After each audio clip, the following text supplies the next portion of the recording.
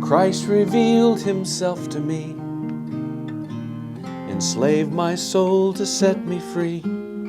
I think the desire to write A Better Freedom came from exposure to the African American community, and one particular pastor who, when he prayed, referred to Jesus as Master. And even though I knew Jesus was my Master, I'd never called him that. I began to realize that there was this unique link or this unique understanding that African Americans had with Christianity that I didn't. A better freedom can't be found by those unwilling to be bound.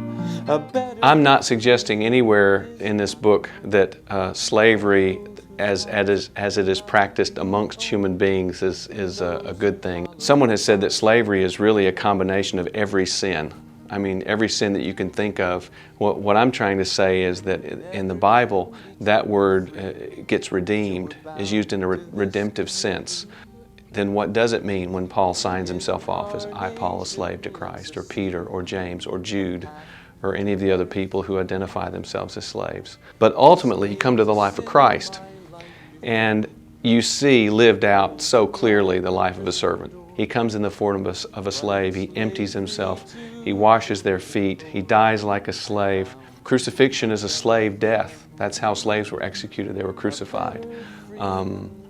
30 pieces of silver is the price in Exodus for a slave. That's how they determined that price when Judas betrays Jesus. And so there's no wonder for me then when you come to the African American experience. You know, African slaves come to America who, you know, don't speak the language and don't read, you know, by and large, and yet they hear the gospel and they immediately have this link with this person who was a slave, and they get the gospel at a level that the people who own them never got it. A better freedom can't be found by those unwilling to be bound.